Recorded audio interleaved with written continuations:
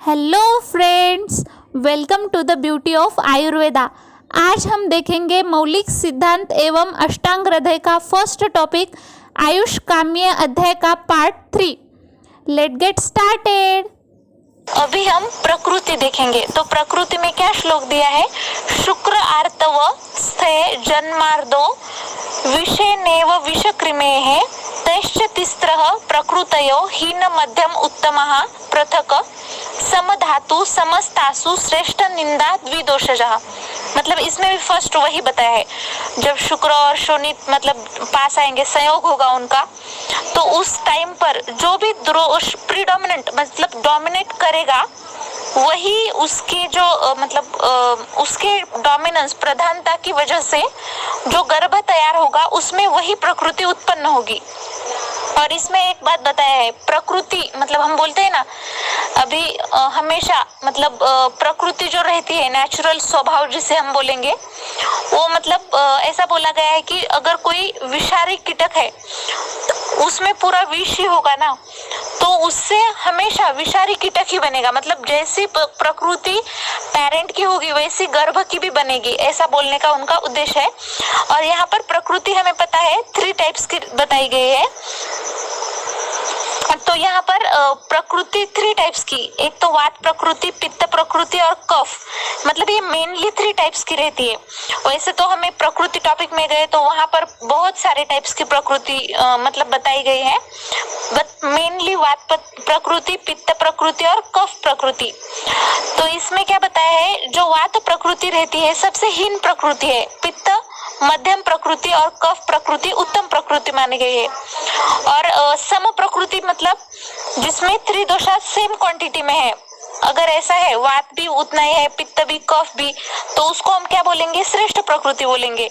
और बाद में हम प्रकृति टॉपिक में देखा था द्विदोष मतलब कफ वात भी दोनों भी है, तो ऐसे 2-2 पेयर्स भी बना सकते हैं ना हम, वात पित्त, पित्त कफ, वात कफ ऐसे, तो उसको हम निंद्य प्रकृति बोलेंगे। तो इसमें बोला है कि वात जो है तो हीन है, पित्त वाली मध्यम है और कफ वाली उत्तम है, और सम प्रकृति जो है वो श्रेष्ठ प्रकृति मानी गई है, और द्विदोष वाली निंद्य प्रकृति मानी गई है। तो नीचे ना एक चार्ट दिया है, वो तो बहुत इंपॉर्टेंट है, मतलब ये जो है ना रिलेशन सभी तरफ वैसे आ रहा है। जैसे कि अभी दोष में क्या दिया है, ये जो चार्ट है इसमें दोष अग्नि कोष्ठ प्रकृति का दिया है। तो दोष में वात पित्त कफ त्रिदोष। अग्नि मतलब अभी देखा ना हमने, वात के लिए कौन सी अग्नि रहती है? वो फॉर वात, और उसके लिए विषम अग्नि रहती, पित्त के लिए तीक्ष्ण अग्नि, कफ के लिए मंद अग्नि, और त्रिदोष अगर सेम क्वांटिटी में सभी दोष है तो सम अग्नि रहेगी।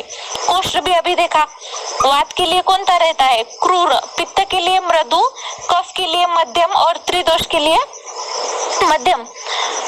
और जो प्रकृति है अभी वात के लिए वात प्रकृति, पित्त के लिए पित्त प्रकृति, कफ के लिए कफ प्रकृति और त्रिदोषास के लिए सम प्रकृति।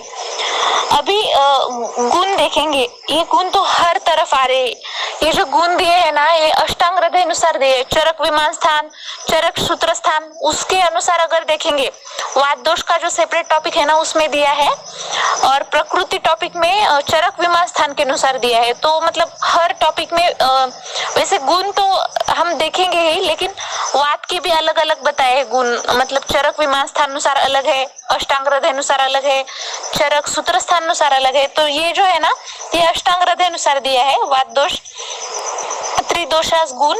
तो इसमें फर्स्ट वाला है वात दोष, तत्र रुक्षो लघु शीतः खर सूक्ष्मश्चलो अनिलः। ये जो 6 गुण दिए वात के, रुक्ष लघु शीत खर सूक्ष्मश्चल, मतलब ये याद ही रखना पड़ेगा। और पित्त दोष वाला क्या दिया है? पित्तम सस्नेह तीक्ष्ण उष्ण लघु विस्त्रम सरम द्रवम। तो सिर्फ वात के 6 गुण बताए हैं, और पित्त और कफ के जो है ना 7 गुण बताए हैं, ये याद ही रखना पड़ेगा। स्निग्ध तीक्ष्ण उष्ण लघु विस्त्र सर द्रव, ये पित्त दोष वाले हैं। और कफ दोष के लिए स्निग्ध शीतो गुरुर मंदश लक्षणों मृत्सन स्थिर कफ, ये भी 7 गुण दिए कफ दोष के लिए। अभी इसमें संसर्ग और सन्निपात एक कॉन्सेप्ट है, संसर्ग और सन्निपात। श्लोक क्या दिया है? संसर्ग सन्निपातश्च तद द्वि त्रिक्षय कोपतः। द्वि मतलब 2, त्रि मतलब 3, क्षय मतलब कम होना, और कोपतः मतलब प्रकोप होना, इंक्रीमेंट होना। तो इसमें क्या बोला है, संसर्ग सन्निपातश्च तद, मतलब संसर्ग और सन्निपात जो है वो क्या बताया है, संसर्ग किसे बोल सकते हैं, हमें पता है 3 दोषाज रहते हैं, वात पित्त कफ। तो उसमें अगर कोई भी 2 लेंगे हम, वात पित्त ले सकते हैं, पित्त कफ या फिर वात कफ, कोई भी 2, अगर 2 का क्षय होता है मतलब कम होते हैं या फिर प्रकोप वृद्धि होती है, लेकिन 3 में से सिर्फ 2 कंसिडर करेंगे, उसका क्षय हुआ तो भी और वृद्धि हुई तो भी, तो उस अवस्था को हम बोलेंगे संसर्ग। और जो सन्निपात है, सन्निपात रिलेटेड टू 3, मतलब जो 3 भी है, वात पित्त कफ, तो उसमें तीनों भी बढ़े या फिर तीनों भी कम हुए, इतना ही टर्मिनोलॉजी याद रखना। सन्निपात मतलब रिलेटेड टू 3 दोषास के लिए होता है, और संसर्ग 2, उसमें उसका क्षय भी हो सकता है या फिर प्रकोप भी हो सकता है, कोई भी हो सकता है। संसर्ग मतलब रिलेटेड टू 2, मतलब कोई भी 2 दोष को कंपेयर करेंगे हम, और सन्निपात मतलब किसी भी, मतलब जो भी 3 दोषास है उसको कंपेयर करेंगे। सप्त धातु, त्रिमल और दुष्य। दुष्य का डेफिनेशन क्या है, दुष्य मतलब सप्त धातु प्लस 3 मल, मतलब दुष्य इज इक्वल टू हम ऐसे बोल सकते हैं सप्त धातु प्लस 3 मल। सप्त धातु कौन कौन से है, रस, अश्रुक, मांस, मेधो, अस्थि, मज्जा, शुक्रानि धातवः, सप्त दुष्यामला, मूत्र, शकृत,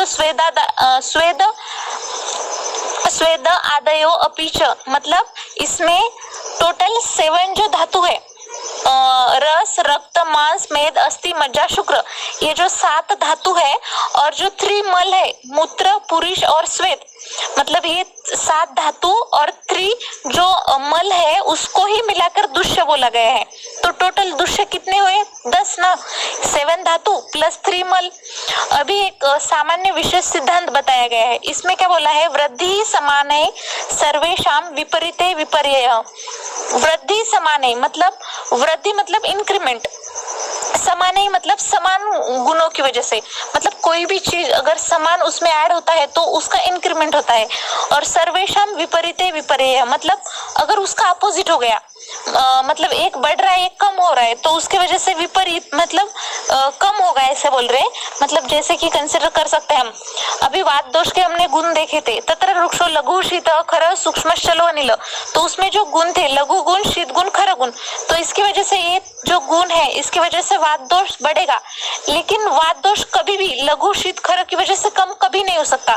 तो अगर हमें वात दोष को कम करना है तो हमें क्या करना पड़ेगा कि पित्त दोष के कोई गुण अभी कोई भी ले लो, तीक्ष्ण, उष्ण, लघु, विश्रम, मतलब इसमें से कोई भी गुण अगर कम हुआ, बढ़ा, तभी वात दोष कम होगा।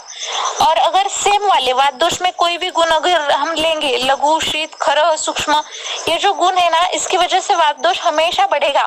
तो वात दोष को कम करने के लिए वात दोष के गुण कम होने जरूरी नहीं है, तो जरूरी क्या है फिर कि पित्त दोष के गुण बढ़ने चाहिए। अगर पित्त दोष के गुण बढ़ेंगे तो ऑटोमेटिक क्या होगा, वात दोष के गुण क्या होंगे, कम होंगे। यही बोला है सामान्य विशेष सिद्धांत में, क्या बोला है, जो भी दोष है, जो भी धातु है या फिर मल है, तो इसमें क्या होगी, समान गुणों की वजह से उसकी वृद्धि होगी।